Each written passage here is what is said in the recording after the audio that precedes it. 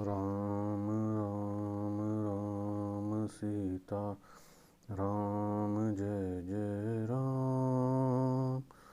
राम राम राम सीता राम जय जय राम। जय श्री राम। आगे तुलसीदास जी बालकांड में कथा सुनाते हैं। चौपाई है। स्वयंभू मनि अरु सतरूपा जिनते भय नर सृष्टि अनुपा। दंपति धर्म आचरण का अजहू गाओ श्रुति जिह के लिका। स्वयंभू मनु और उनकी पत्नी शतरूपा जिनसे मनुष्यों की यह अनुपम सृष्टि हुई, इन दोनों पति पत्नी के धर्म और आचरण बहुत अच्छे थे। आज भी वेद जिनकी मर्यादा का गान करते हैं। राजा उत्तानपाद उनके पुत्र थे, जिनके पुत्र प्रसिद्ध हरिभक्त ध्रुव जी हुए। उनके छोटे लड़के का नाम प्रियव्रत था, जिनकी प्रशंसा वेद और पुराण करते हैं। पुनः देवहूति उनकी कन्या थी, जो करदम मुनि की प्यारी पत्नी हुई और जिन्होंने आदि देव दीनों पर दया करने वाले समर्थ एवं कृपालु भगवान कपिल को गर्भ में धारण किया। तत्वों का विचार करने में अत्यंत निपुण जिन कपिल भगवान ने सांख्य शास्त्र का प्रकट रूप में वर्णन किया, उन मनु जी ने बहुत समय तक राज्य किया और सब प्रकार से भगवान की आज्ञा का पालन किया। घर में रहते बुढ़ापा आ गया, परंतु विषयों से वैराग्य नहीं होता। यह बात सोचकर उनके मन में बड़ा दुख हुआ और श्री हरि की भक्ति बिना जन्म यूं ही चला गया।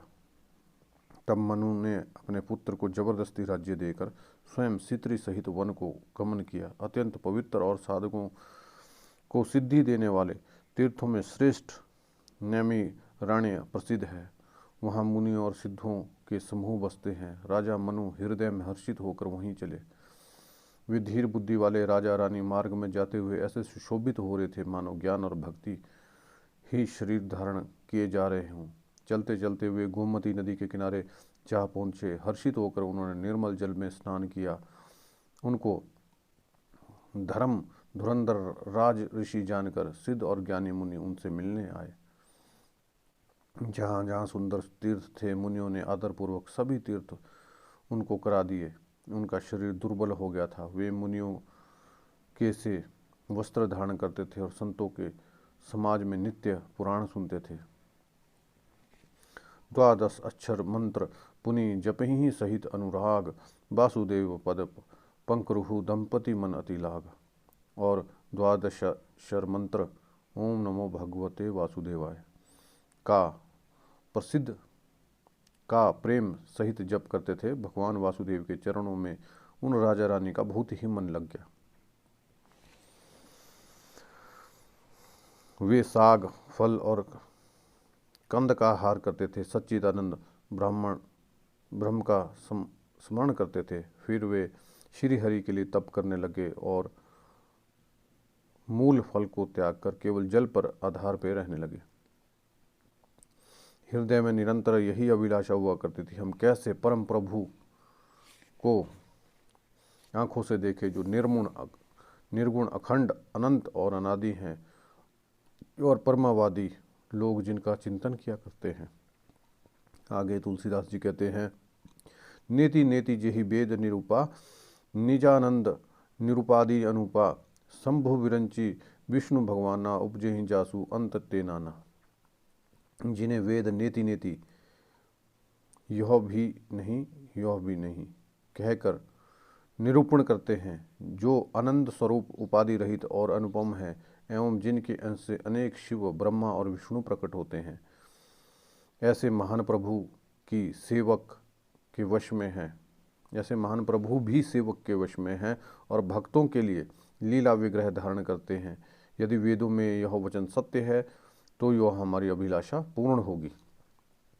इस प्रकार जल का आहार करते 6000 वर्ष बीत गए।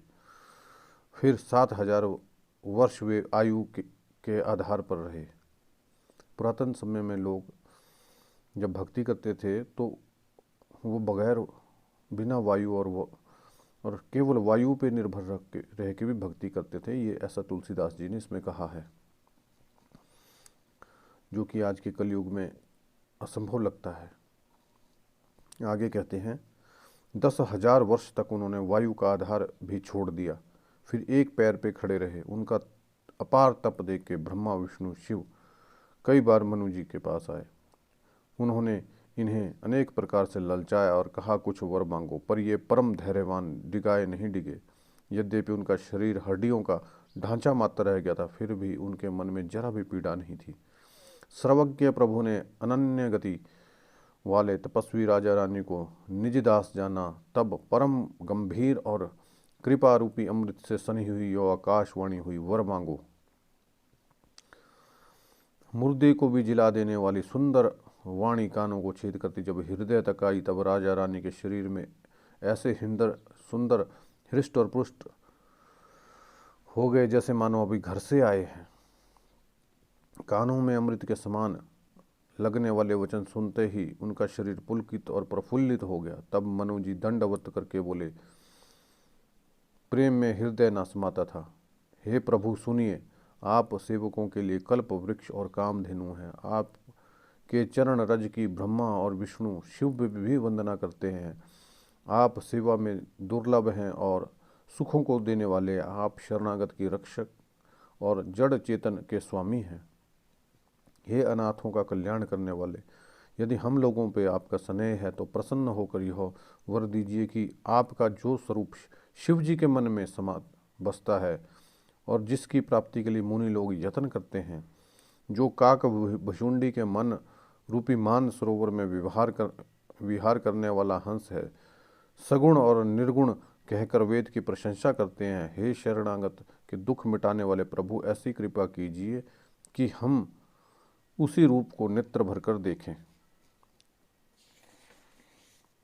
दंपति बचन परम प्रिय लागे, मृदुल बिनती प्रेम रस पागे। भगत बछल प्रभु कृपा निधाना, विश्ववास प्रकटे भगवाना। राजा रानी के कोमल विनय युक्त प्रेम रस में पगे हुए भजन भगवान को बहुत ही प्रिय लगे। भगत वत्सल कृपा निधान, संपूर्ण विश्व के निवास स्थान, सर्वसमर्थ भगवान प्रकट हो गए। भगवान के नील कमल, नीलमणि और नीले मेघ के समान श्याम वर्ण चिन्हमय शरीर की शोभा देख के करोड़ों कामदेव भी लज्जा जाते हैं। उनका मुख शरद पूर्णिमा के चंद्र के समान छवि की सीमा स्वरूप था। गाल और ठोड़ी बहुत सुंदर थे। गला शंख के समान था। लाल होंठ, दांत और नाक अत्यंत ही सुंदर थे। हंसी चंद्रमा की किरण बलि को नीचा दिखाने वाली थी। नेत्रों की छवि नए कमल के समान बहुत सुंदर थी। मनोहर चितवन जी को बहुत प्यारी लगती थी। टेढ़ी भौहें कामदेव के धनुष की शोभा हरने वाली थी। ललाट पटल पर प्रकाशमय तिलक था। इसमें तुलसीदास जी स्वयं विष्णु भगवान के सुंदर रूप का वर्णन कर रहे हैं कि जब मनु जी और उनकी पत्नी ने स्वयं विष्णु भगवान को देखा तो उनका रूप कैसा था। कानों में मकराकृत मतलब मछली के आकार के कुंडल और सिर पर सुशोभित था। टेढ़े घुंघराले बाल ऐसे संघन थे मानो भौरों के झुंड हो। हृदय पे श्रीवत्स सुंदर वनमाला, रतन जटित हार और मणियों के आभूषण सुशोभित थे। के हरिकंधर चारु जनेऊ, बाहु भूषण सुंदर तेऊ, करिकर सरिस सुभग भुजदंडा, कटि निशंकर सर कोदंडा। सिंह की सी गर्दन थी, सुंदर जनेऊ था। भुजाओं में जो गहने थे वे भी सुंदर थे। हाथी की सूंड के समान सुंदर भुजदंड थे। कमर में तरकस और हाथ में बाण और धनुष शोभा पा रहे थे। पीताम्बर बिजली को लज्जाने वाला था। पेट पर सुंदर 3 रेखाएं थी। नाभि ऐसी मनोहर थी मानो यमुना जी भंवरों की छवि को छीन लेती हैं। जिसमें मुनियों के मन रूपी भौरे बसते हैं। भगवान जी उन चरण कमलों का तो वर्णन ही नहीं किया जा सकता। भगवान के बाएं भाग में सदा अनुकूल रहने वाली शोभा की राशि, जगत की मूल कारण आदि शक्ति श्री जानकी जी सुशोभित हैं, जिनके अंग से गुणों की खान अगणित लक्ष्मी पार्वती ब्रह्मणी उत्पन्न होती है, जिनकी भौरों के इशारे से ही जगत की जिनके भवों के इशारे से ही जगत की रचना हो जाती है, वही श्री सीता जी श्री रामचंद्र जी के बाएं ओर स्थित है। शोभा के समुद्र श्री हरि के रूप को देखकर मनु शतरूपा नेत्रों के पट रोके हुए एक स्तब्ध देखते रह गए। उस अनुपम रूप को वे आदर सहित देखते रहे और देखते देखते अगाहते ही नहीं थे। आनंद के अधिक वश हो जाने के कारण वह अपनी देह की सुध ही भूल गए। वे हाथों से भगवान के चरण पकड़कर सीधे भूमि पर पड़े रहे। कृपा की राशि प्रभु ने अपने कर कमलों से उनके माथे का स्पर्श किया और उन्हें तुरंत ही उठा लिया। फिर कृपा निधान भगवान बोले, मुझे अत्यंत प्रसन्न जानकर और भी बड़ा दान मानकर जो मन में भाए वही वर मांग लो। भगवान बड़े दयालु हैं। उन्होंने मनु जी को बोला कि जो भी आपको वर मांगना है वो और वर मांग लो। प्रभु के वचन सुनकर दोनों हाथ जोड़कर धीरज धरकर राजा ने कोमल वाणी कही, हे नाथ, आपके चरण कमलों को देखकर अब हमारी सारी मनोकामनाएं पूर्ण हो गई है। फिर भी मन में एक बड़ी लालसा है, उसका पूरा होना सहज भी है और अत्यंत कठिन भी है। इससे उसे कहते नहीं बनता। हे स्वामी, आपके लिए तो पूरा करना बहुत ही सहज है, पर अपनी कृपणता दीनता के कारण मुझे अति कठिन मन मालूम पड़ रहा है। जैसे कोई दरिद्र कलपुरुष को पाकर भी अधिक द्रव्य मांगने में संकोच करता है क्योंकि वह उसके प्रभाव को नहीं जानता, वैसे मेरे हृदय में भी संशय हो रहा है। हे स्वामी, आप अंतर्यामी हैं, इसलिए आप उसे जानते ही हैं। मेरा वह मनोरथ पूरा कीजिए। भगवान ने कहा, हे राजन, संकोच छोड़कर मुझसे मांगो। तुम्हें ना दे सकूं ऐसा मेरे पास कुछ भी नहीं है। हे दानियों के शिरोमणि, हे कृपा निधान, हे नाथ, मैं अपने मन का सच्चा भाव कहता हूँ कि मैं आपके समान पुत्र चाहता हूँ। प्रभु से भला क्या छिपाना। राजा के प्रति देख के और उनके अमूल्य वचन सुनकर करुणा निधान भगवान बोले, ऐसा ही हो। हे राजन, मैं अपने समान दूसरा कहाँ खोजूं, अतः स्वयं ही आकर आपका पुत्र बनूंगा। शतरूप ही बिलोक ही कर जो देवी मागू बदु जो रुचि तोए। जो बरुनाथ चतुर नृप मागा, सोई कृपाल मोही अति प्रिय लागा। शतरूपा जी को हाथ जोड़कर भगवान ने कहा, हे देवी, तुम्हारी जो इच्छा हो सो वर मांग लो। शतरूपा ने कहा, हे नाथ, चतुर राजा ने जो वर मांगा, हे कृपालु, वह मुझे बहुत ही प्रिय लगा। परंतु हे प्रभु, बहुत ठिठाई हो रही है। यदि भी हे भक्तों का हित करने वाले, वह ठिठाई भी आपको अच्छी ही लगती है। आप ब्रह्मा आदि के पिता, जगत के स्वामी और सबके हृदय के अंदर रहने वाले ब्रह्म हैं, ऐसा समझने पे मन में संदेह होता है। फिर भी प्रभु ने जो कहा वह प्रमाण है। हे नाथ, आपके जो निज जन हैं, वे जो अलौकिक अखंड सुख पाते हैं और जिस परम गति को प्राप्त होते हैं,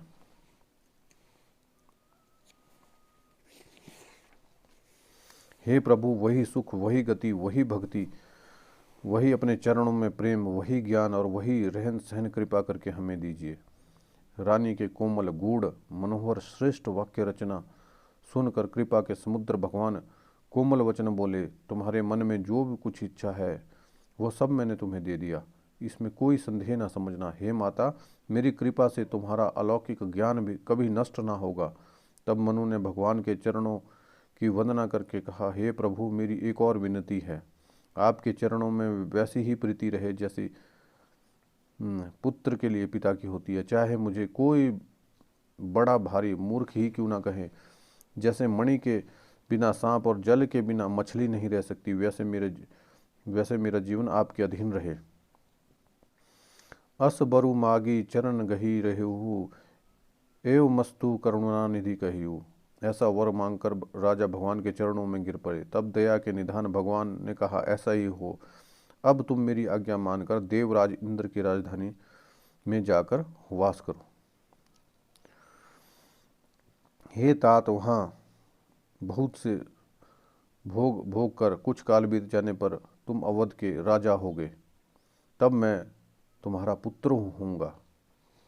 इच्छा में नरवेश संवारे हो वहीं प्रकट निकेत तुम्हारे, इच्छा निर्मित मनुष्य रूप सजकर मैं तुम्हारे घर प्रकट होऊंगा। हे तात, मैं अपने अंशों सहित देह धारण करके भक्तों को सुख देने वाला चरित्र करूंगा।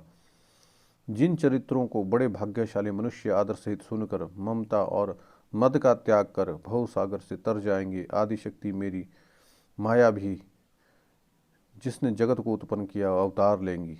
इस प्रकार मैं तुम्हारी अभिलाषा पूरी करूंगा। मेरा प्रण सत्य सत्य है, सत्य है, कृपा निधान। भगवान बार बार ऐसा कहकर अंतर्धान हो गए। वे स्त्री पुरुष राजा रानी भक्तों पर कृपा करने वाले भगवान को हृदय में धारण करके कुछ काल तक उस आश्रम में रहे। फिर उन्होंने सहज पाकर बिना किसी कष्ट के शरीर छोड़कर अमरावती, अमरावती मतलब इंद्र भगवान की नगरी में जाकर वास किया। यवल्य जी कहते हैं, हे भरद्वाज, इस अत्यंत पवित्र इतिहास को शिव जी ने पार्वती से कहा। अब श्री राम अवतार लेने का दूसरा कारण सुनो।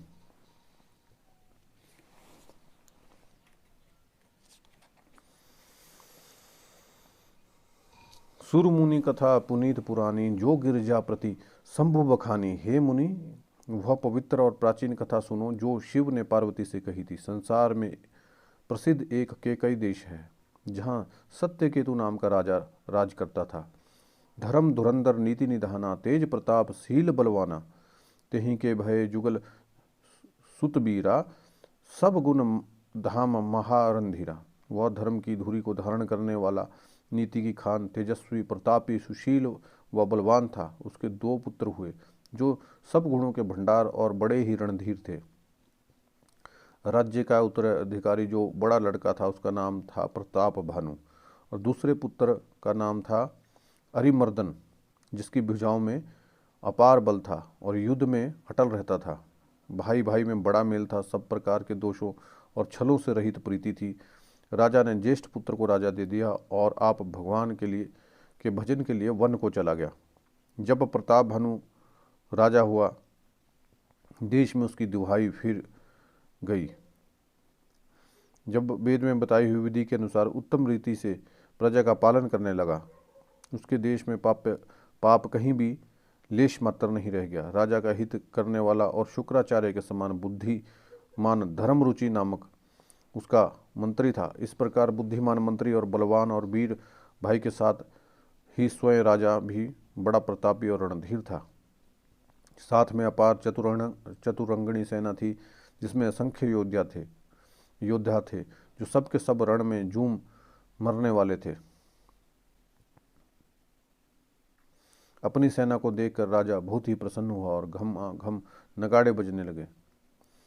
विजय हेतु कट कई बनाई, सुदिन साधी नृप चलेऊ बसाई।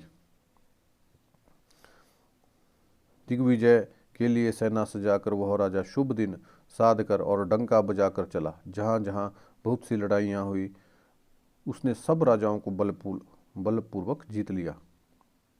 अपनी भुजाओं के बल से उसने 7 द्वीपों को वश में कर लिया। राजाओं से दंड लेकर उन्हें छोड़ दिया। संपूर्ण पृथ्वी मंडल पर उस समय भानु प्रताप ही एकमात्र चक्रवर्ती सम्राट था। संसार भर को अपनी भुजाओं के बल से वश में करके राजा ने अपने नगर में प्रवेश किया। राजा अर्थ, धर्म और काम आदि के सुखों को समय अनुसार ही सेवन करता था। राजा प्रताप भानु का बल पाकर भूमि सुंदर कामधेनु हो गई। प्रजा सब दुखों से रहित सुखी थी। सभी स्त्री पुरुष सुंदर और धर्मात्मा थे।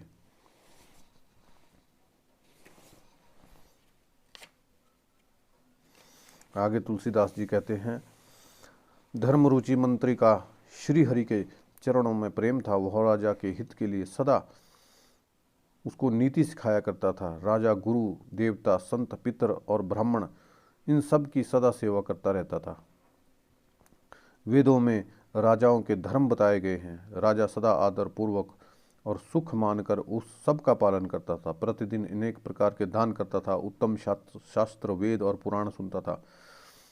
उसने बहुत सी बावड़ियाँ, कुएं, तालाब, फुलवाड़ियाँ, सुंदर बगीचे, ब्राह्मणों के लिए घर, देवताओं के लिए सुंदर विचित्र मंदिर सब तीर्थों में बनवाए। वेद और पुराणों में जितने प्रकार के यज्ञ कहे गए हैं, राजा ने एक एक करके उन सब यज्ञों को प्रेम सहित हजार हजार बार किया। हृदय में किसी फल की कामना नहीं थी। राजा बड़ा ही बुद्धिमान और ज्ञानी था। वह ज्ञानी राजा कर्म, मन, वाणी से कुछ भी धर्म करता सब भगवान वासुदेव को अर्पित कर देता था। एक बार वह राजा अच्छे घोड़े पर सवार होकर शिकार का सब सामान सजाकर विंध्याचल के घने जंगल में गया। वहाँ उसने बहुत से उत्तम हिरण मारे। राजा ने वन में फिरते हुए एक सूअर को देखा, मानो चंद्रमा को ग्रस कर राहु वन में आ गया हो। चंद्रमा बड़ा होने से उसके मुंह में समाता नहीं था, मानो क्रोधवश वह भी उसे उगलता नहीं है। तो यह तो सूअर के भयानक दांतों की शोभा कही गई है। उसका शरीर भी बहुत विशाल और मोटा था।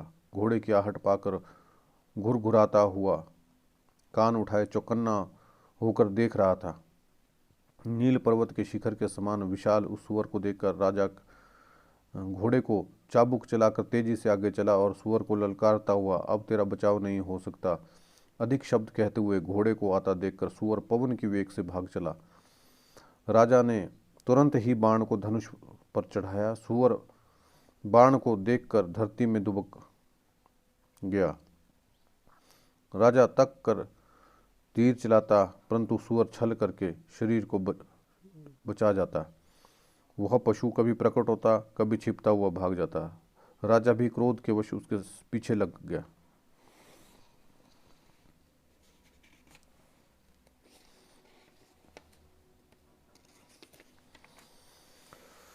देखो होनी कैसी प्रबल होती है। आगे बताते हैं। सूअर बहुत दूर ऐसे घने जंगल में चला गया जहां हाथी घोड़े का निबाहा नहीं था। राजा बिल्कुल अकेला था। वन में क्लेश बहुत था, फिर भी राजा ने पशु का पीछा नहीं छोड़ा। राजा को धैर्यवान देखकर सूअर भागकर पहाड़ी की एक गहरी गुफा में जा छुपा। उसे जाना कठिन देखकर राजा को बहुत पछताकर लौटना पड़ा, पर उस घोर वन में वह रास्ता भूल गया। बहुत परिश्रम करने से थका हुआ था। घोड़े समेत भूख प्यास से व्याकुल राजा नदी तालाब खोजता हुआ पानी के बिना बेहाल हो गया। वन में फिरते फिरते उसे एक आश्रम देखा। वहाँ कपट से मुनि का वेश बनाए एक राजा रहता था, जिसका देश राजा प्रताप भानु ने छीन लिया था और सेना को छोड़कर युद्ध से भाग गया था।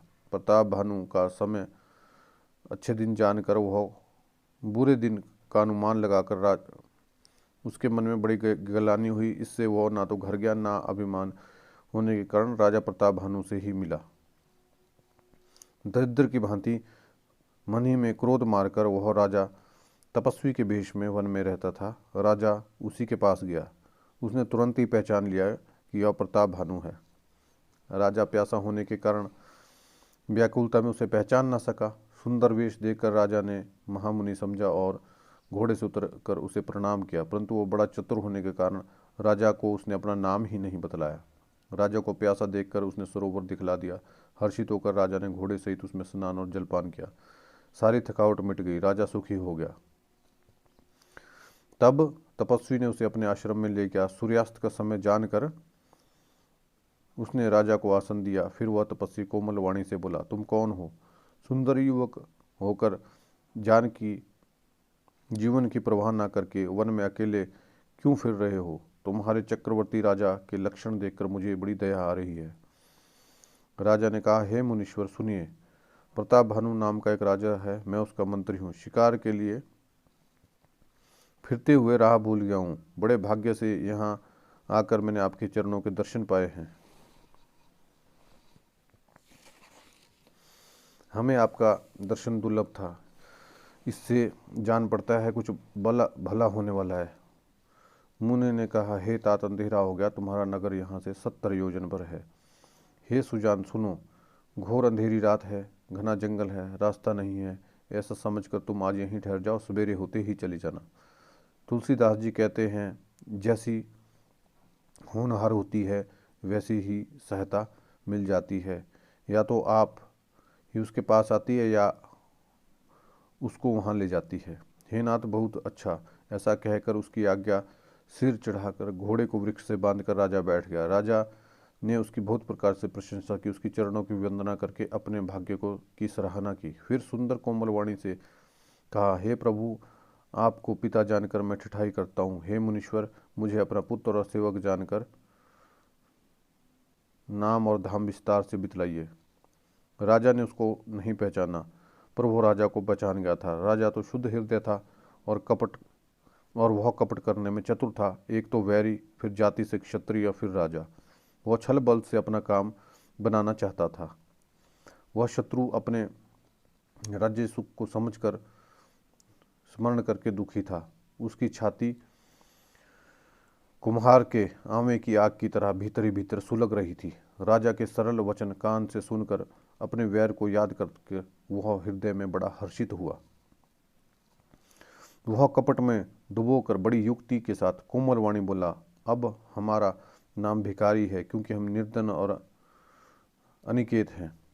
राजा ने कहा, जो आपके सदृश्य विज्ञान और निधान सर्वथा अभिमान रहित होते हैं, वे अपने स्वरूप को सदा छिपाए रहते हैं, क्योंकि कुवेश बनाकर रहने में ही सबका कल्याण है। इसी से संत और वेद पुकार कर कहते हैं कि परम अकिंचन ही भगवान की कृपा होती है। आप श्री के निर्धन भिखारी गृहहीनों को देखकर ब्रह्मा और शिव जी को भी संदेह होता है कि आप वास्तविक में संत हैं या भिखारी। आप जो हों सो हों, अर्थात जो कोई भी हो, मैं आपके चरणों में नमस्कार करता हूँ। हे स्वामी, अब मुझ पे कृपा कीजिए और अपने ऊपर राजा की स्वाभाविक प्रीति और अपने विषय में उसका अधिक विश्वास देखकर